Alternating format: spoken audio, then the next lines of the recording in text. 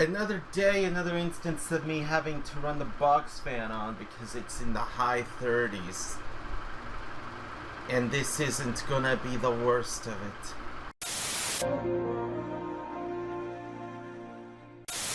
Hello, this is JE Realize, and we're back to finally get done with the grand final of Eurovision 2023 and prepare ourselves a little bit for the next show. But yeah, I've already talked about the semi-finalists, so I won't be going into them into much detail again. There are the previous videos you can watch. I'm only really going to talk about the Big Five and the host. Rather, this time it's not even the Big Five and the host, it's the Big Five and last year's champion.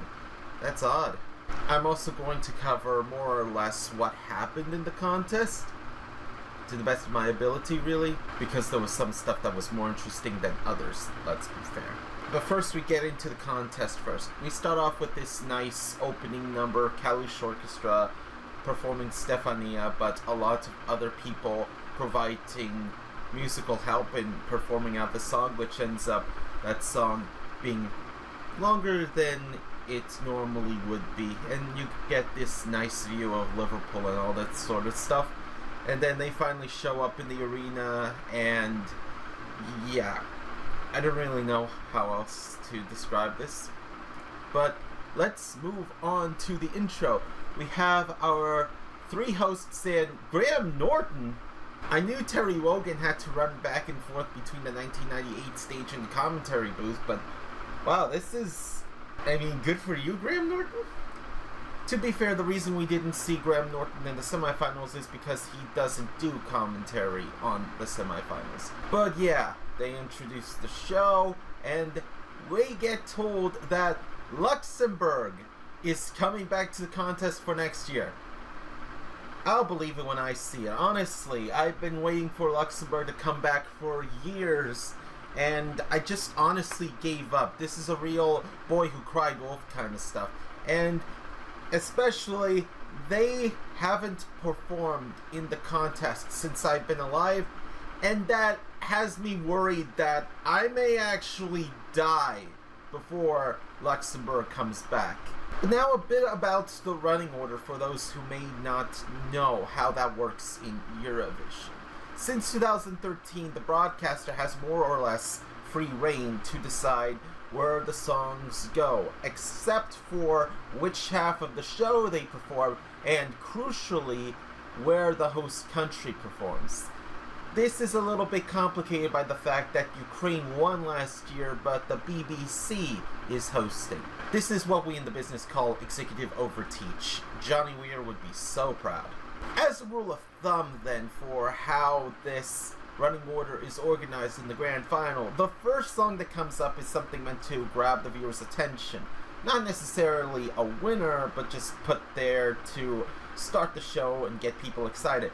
The second song is usually reserved for songs that are not slated to do well at all. It is known as the death spot because no one has won out of second position. No one has won out of 16th position either, but the second position is more significant. Then we go on down the list, and by the middle of the show, we have Eurovision favorites to win, alternating with also rans. And then we finally go all the way down to the last songs of the show, which kind of mirror the first songs of the show in some ways. The second to last song of the show really stuck in there as it doesn't have much of a chance to win, but they needed to fill something out. And the last song there to build up a bit of excitement and just cap it off before the voting, but not really expected to win. I looked at the running order ahead of time because I wanted to prepare myself, and I also looked into some other things as well, but I'll get into that. First song to start off the show is Austria. And the worst part is I was really looking forward to Austria. It was such a fun song. I get why it was placed first in the running order, but it is just sad that this had to happen. Second up is Portugal, which I kind of feel sorry about this in Portugal. I have gained a little bit more respect, but now it's second in the running order. Then we have Switzerland, okay, Poland, okay, Serbia, and sixth up is France with Lazara and the song Évidemment. And I first have to add something here. 6 out of 10 secrecy level, because I was already told about Lazara, and Lazara is apparently one of the favorites to win. But on the surface, well, I find a rather good pop song from France. You could tell that this is a French song, and you could tell that France was livid at Lithuania copying their style last year, or rather their traditional style. Go back to Lithuania's 2022 entry and tell me that if you changed the French lyrics, it wouldn't sound like a French song. Go on, do it! Monica's dead, both of them. That Monica and the Monica that's coming up, both representing Lithuania. I've listened to the automatic qualifier performances before the show to save time and to allow me to build up an idea of how I would like these songs. And in the case of France, well, it's fine, it's pretty good, and I like it well enough. I do have a few gripes, especially that part where she just pauses awkwardly and then breaks out into song, and then you can clearly see the French flag behind her. That's gonna cost her some points. Not specifically that part about the awkward stop, but putting your flag out on stage rarely works. Finland managed it in 2006, and Ukraine in 2022, but they were both mulligans. They won via other metrics, but France tried the same strategy of putting the French flag out there with Je cherche. It didn't work too well for them, and it sank their chances. Honestly, that would be kind of a ridiculous reason for them to not place top 5 or anything like that, but hey, you never know. 7th up is Cyprus, and 8th is Spain, and they're sending in Paloma Blanca by Oreja de Van... Oh, excuse me, that name just really confused me. Ea by Blanca Paloma. Goodness sake, Spain! I thought you should have known better than sending in a song that has any link or reference to Oreja de Van Gogh. You tried the same thing in 2013 with ESDM, and you placed second last. But all joking aside, I listened to the song, and while I can see what they were going for, I just couldn't listen to it. It was just an acoustic mess. It was a cacophony, more like it. It was... The beat was just so bizarre and weird and all over the place. You mean to tell me this was Spain's favorite? I can tell you right now, Spain, this would not do remotely well. And apparently, I'm one of the few Eurovision fans who don't really like this song. I mean, I know Spanish, I understood the lyrics, but the song is just too bizarre for Eurovision. Secrecy level, 10 out of 10. 9th up is Sweden, which means Spain is dead in the water. Goodness sake, what were they thinking? 10th is Albania, and 11th is Italy, with Marco Mengoni and the song Due Vite.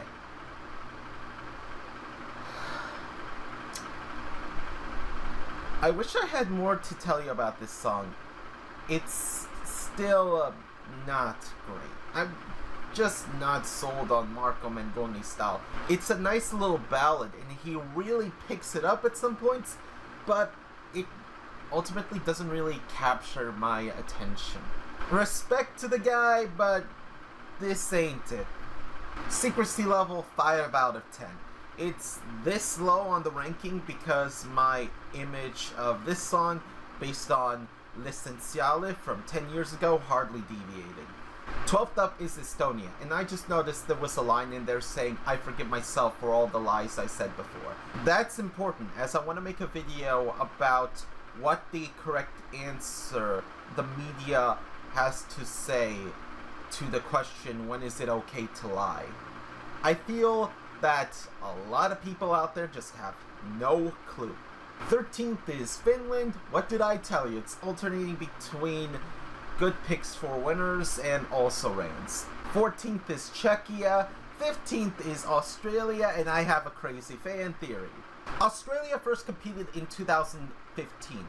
That is the same year referenced in Back to the Future 2. And the song that they're sending in this year has 80s retro futuristic vibes to it. So it could be a case of, we pulled this song out of the distant year of 2015. You're not ready for this kind of song, but trust me, your kids are gonna love it. It's a very odd way to try to reference the very first year that you competed like that. And I will admit this theory holds no water.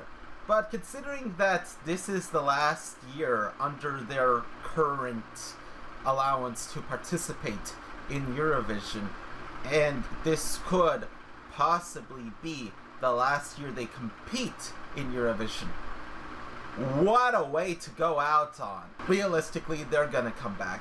They're just too high in demand to just leave in the dirt, and there's no promise of Eurovision Asia coming up. I don't really know what else to tell you. They're coming back, but this would have been an excellent send-off song.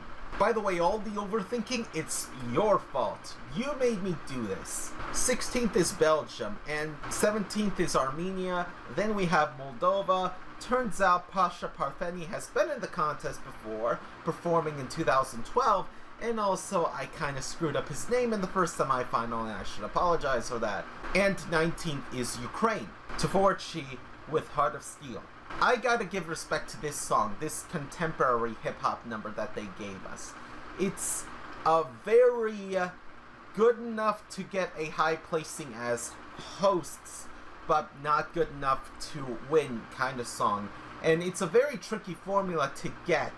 Because of that, I think this could be their best placement as a host country.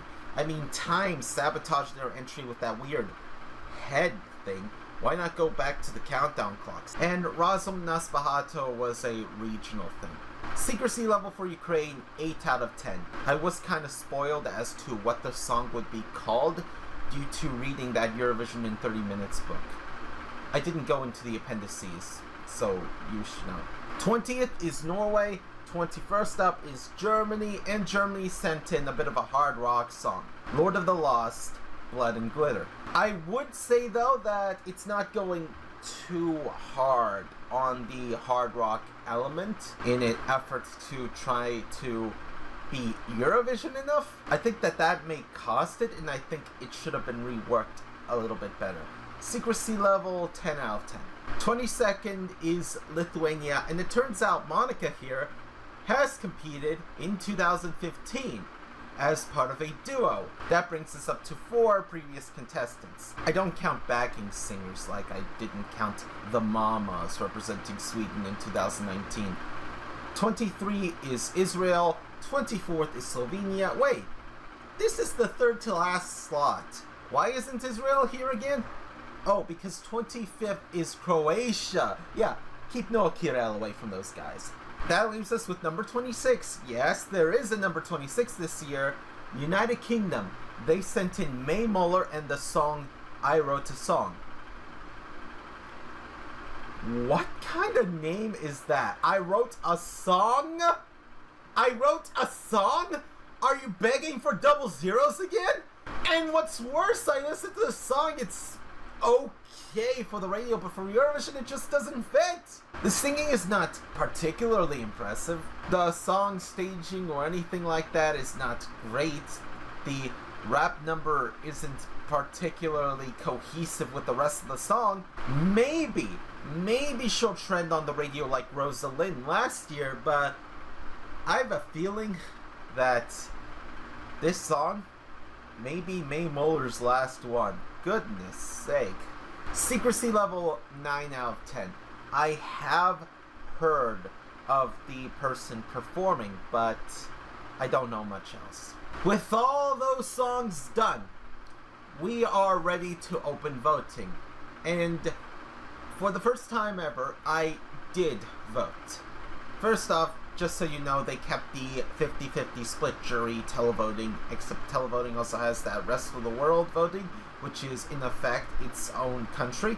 I'll get to the rest of the world voting later. It's a very interesting tale. But yes, I did vote, and if you follow me on my Twitter, you would know where my final points would go to. I gave 5 each to Finland and Australia, 4 to Sweden, 3 to Cyprus, 2 to Austria, and 1 to Israel. All 20 points were given, and I managed to get around the whole payment debacle thing.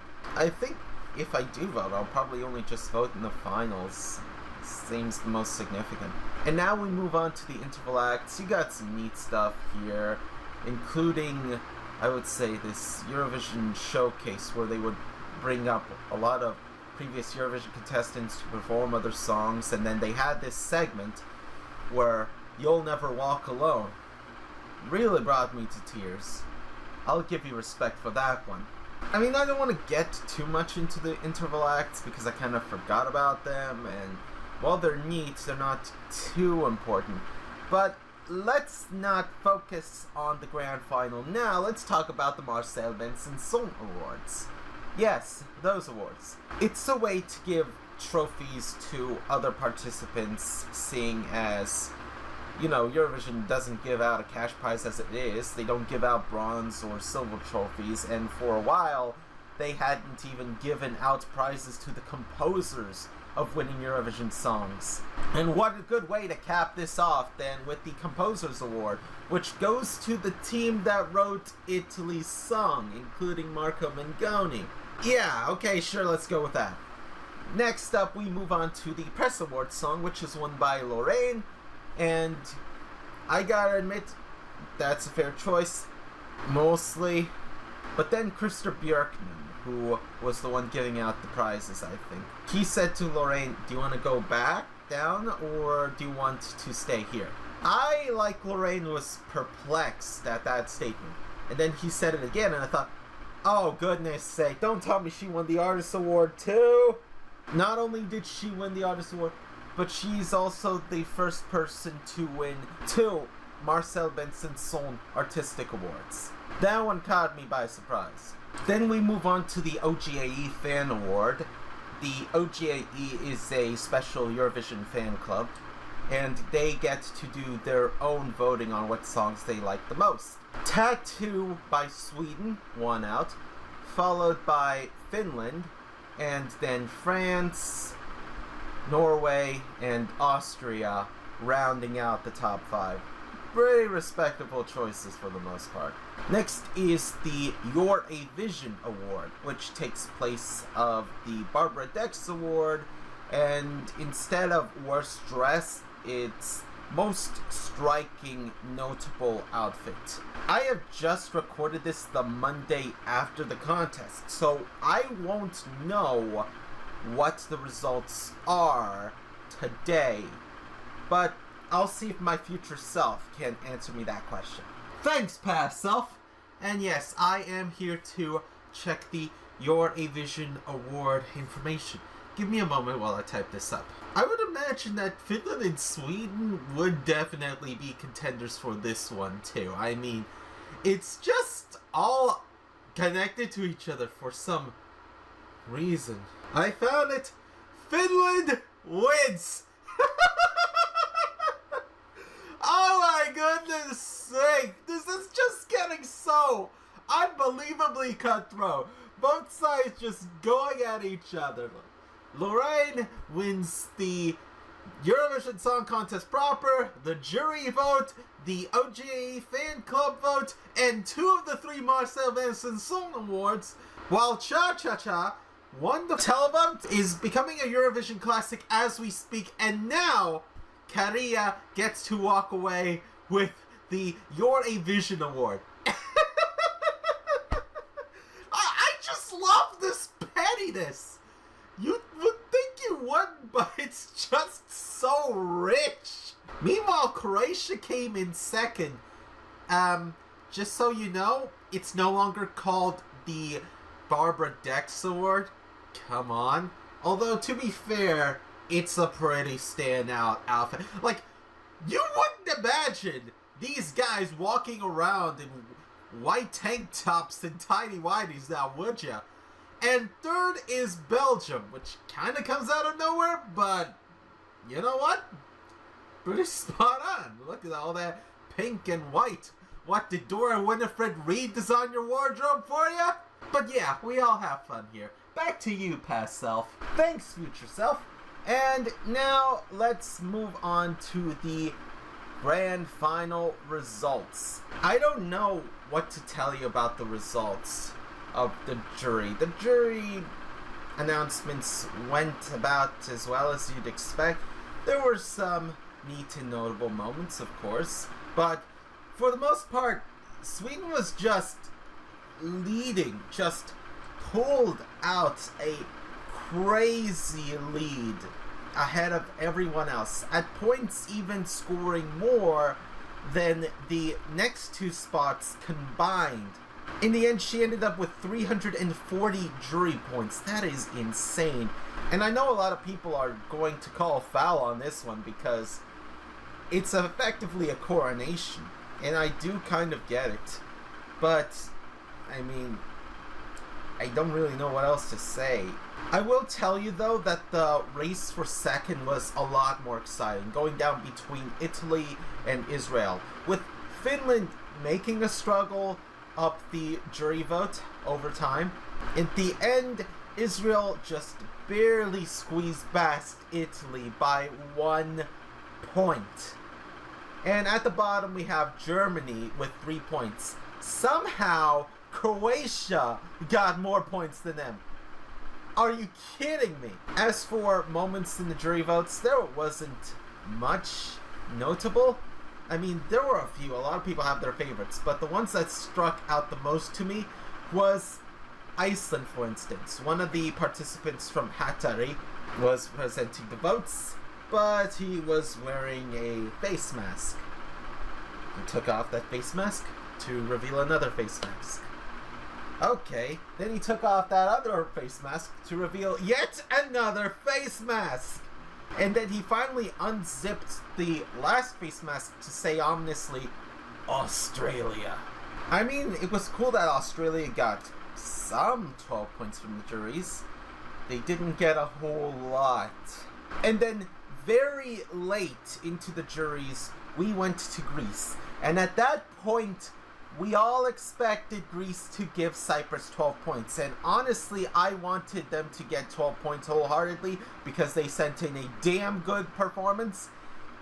Cyprus gets 4 points.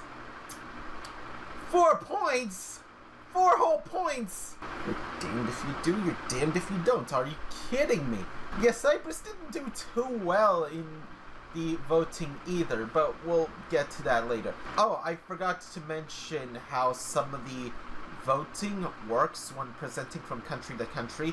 Usually, the first person to give votes would be the hosts of the previous contest, and the last person giving votes would be of this year's host. But since Ukraine won the contest, and the United Kingdom was hosting it on behalf of them, Ukraine started the voting.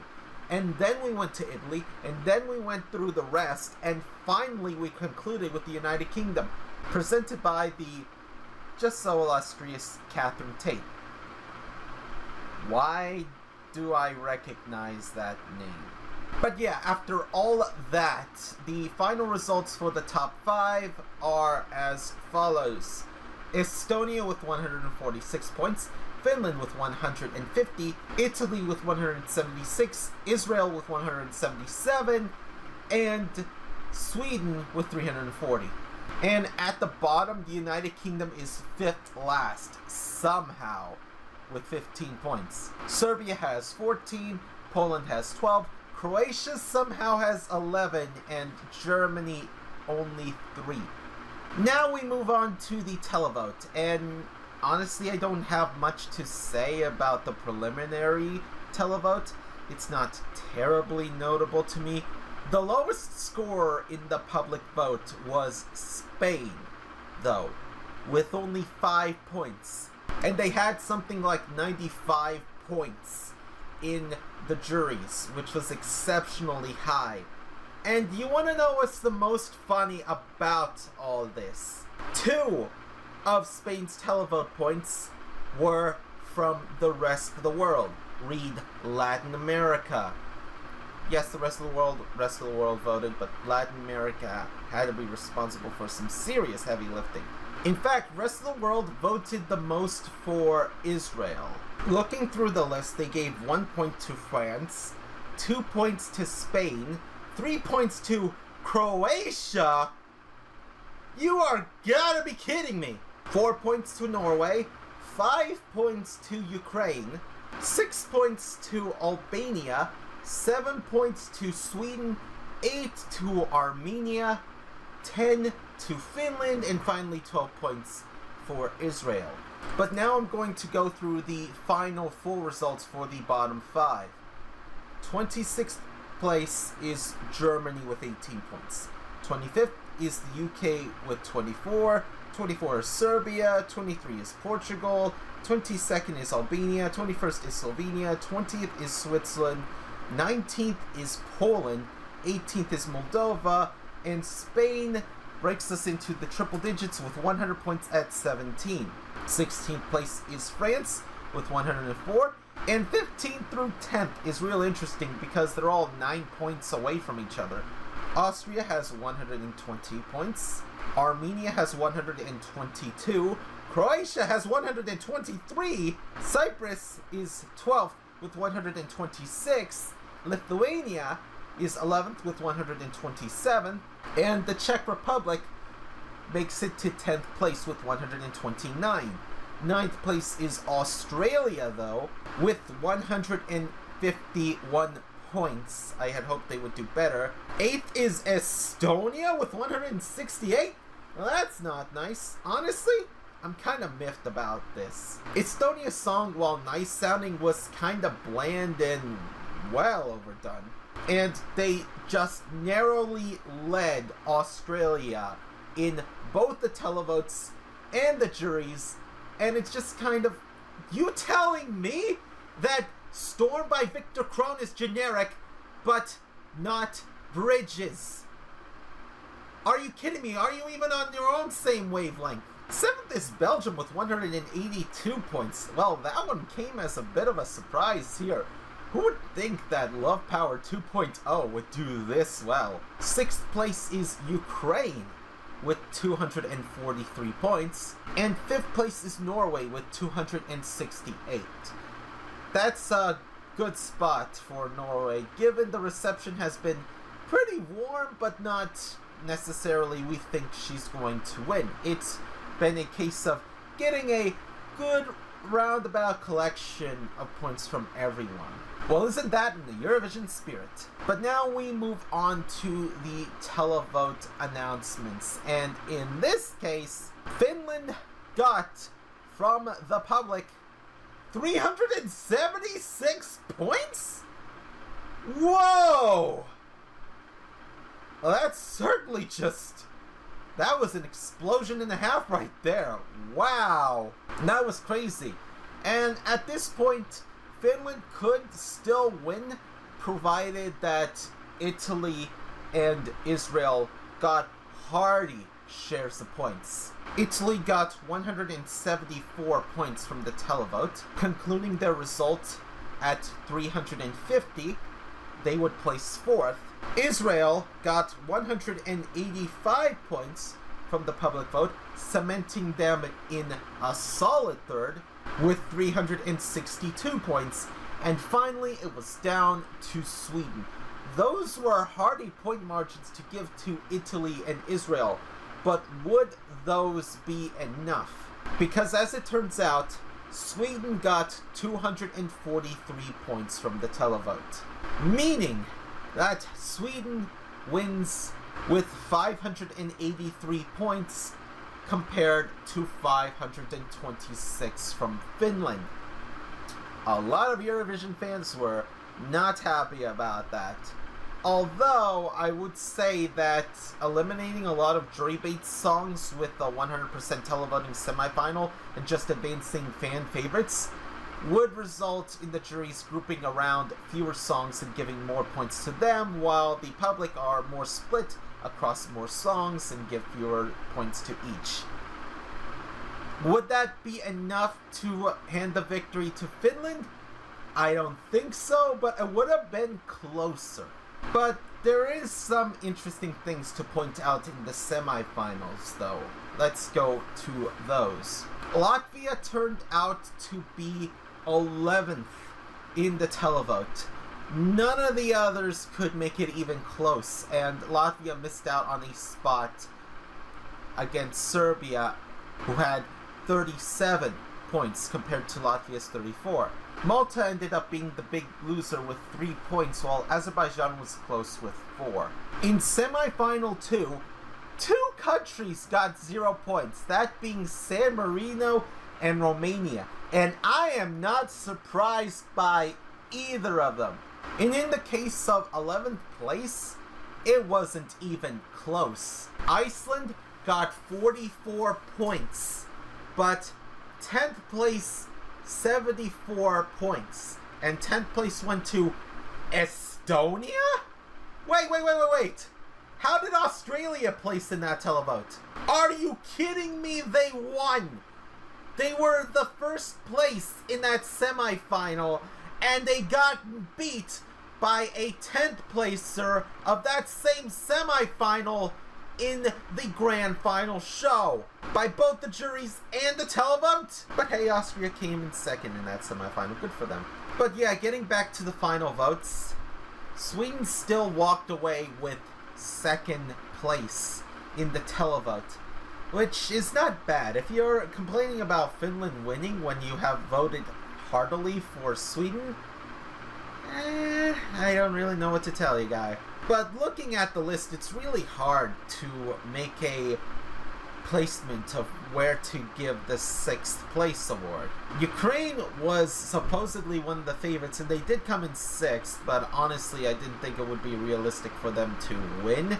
The UK and France ended up pretty down, and Italy, Israel, Finland, and Sweden ended up a little too high for the 6th place award to be considered there. Yeah, I ended up handing the eventual winner of the contest the 6th place award. Are you kidding me? I can't believe I did that to myself. But yeah, Sweden is tied with Ireland for the all-time record of most wins. And Lorraine is the second person to have won Eurovision twice. But what stories to tell there? While Sweden's champion went on down the ramp to receive the prize, Finland was beside himself and was consoled by the Slovenians, interestingly enough. But he did fly back to Helsinki and was greeted with just a riotous welcome. It was just emphatic. Second place is nothing for Finland to be ashamed of. But while I would agree that the juries in this state are not quite perfect, we have precedent for better juries in the past. We just need to consider what worked back then and iterate on it. But for now, what a win. But yeah, I almost forgot. Here's my provisional final ranking. They're based on the 10 favorite songs that I had in each semi-final group, together with the automatic qualifiers. So there might be some songs in there that didn't make it to the final, and it's missing some songs that did. And as you can see, Sweden was third. You can also see why I'm pissed off of Australia not doing better. But besides that, while I ultimately didn't pick Sweden as my number 1, it ultimately came down to me not wanting to root for a song that made me cry so easily. Yes, boys do cry. We know this right now. How did Croatia get so many points? How did Estonia beat Australia even though they struggled in the televote? I still give credit where it's due. Congratulations, Sweden. Congratulations, Lorraine. Congratulations, Thomas Gesson, for the songwriting credit. Goodness sake. He's back? And for now, while we mull over how this was a pretty messed up Eurovision, we still have a year to prepare for a Sweden contest. And maybe By next decade, Sweden could surpass Ireland, actually. But until that happens, it's gonna be a close call. Maybe Ireland could pull it out of their hats somehow. But given their track record, I don't see that happening anytime soon. But you never know, a miracle could happen. Do the feedback thing. Like, comment, subscribe, or dislike because something I put in the provisional final kind of set you off. I bet you it's Poland. Follow me on Twitter at JERealize. This has been JERealize. I'll see you next time. And if I don't release a video next May about next year's Eurovision, presume I'm dead.